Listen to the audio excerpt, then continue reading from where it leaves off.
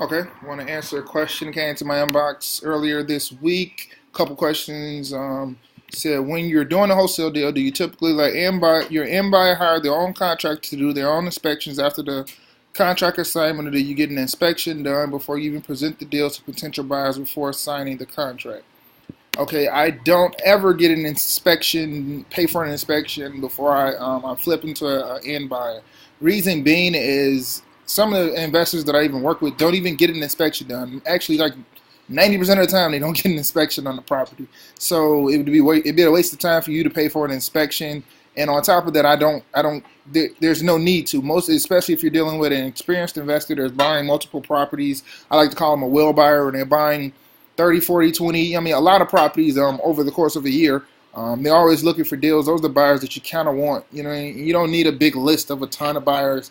Yeah, that's great, and that's what a lot of the gurus teach you. You be honest with you in this business, you need about a relationship with 3 or 4 investors that are buying on a consistent basis that you can wholesale deals to, or partner up and rehab and do them. Do rehabs.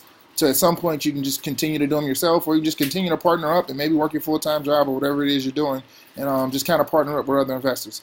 But I do not get an inspection on properties prior to I flip into other investors.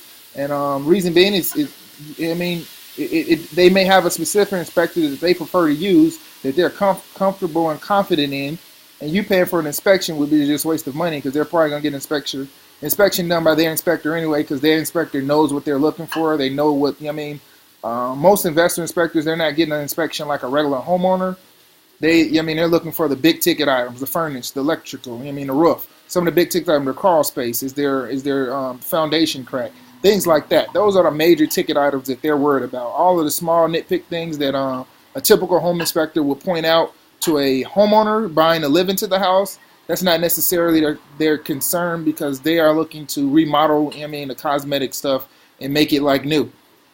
So that's why I usually don't get an inspection done. I do a walkthrough, and I have started having a contractor kind of do a walkthrough with me, that just to confirm my numbers of what the repair cost is, so that I can present that if I decide to flip them to other investors and not hold them for myself. So I hope that answers your question in regards to should you get an inspection prior for signing it over. I don't do it. It's a waste of time. Your numbers, you just got to get comfortable with understanding what it costs to fix it up. And looking at the right items. And once you get used to going out at properties, you'll get more comfortable with it and get better at it, and your numbers will be more crystal clear. But a lot of times what I do is, when you go out, this is kind of a tip for you. If you go out and look at a property and the numbers don't work for an investor, don't just move on to the next investor. If you're trying to wholesale it or assign a deal, ask that other investor why the numbers didn't work for him. What did he see? And that gives you feedback that you can learn from for your next deal, or on this specific deal. You can see why, and it also gives you maybe a reason to get go back and negotiate with the seller and maybe get the property at a lower price. Sometimes you never know. It might just be a $5,000 difference that you need to be at, and maybe your assignment fee is 10 grand or 12 grand, and you can just discount your assignment fee, get the deal closed, make some money, move on to the next one. Okay, so I hope that answers your question in regards to do you get an inspection on the property before you before you assign it over to another investor? Thanks.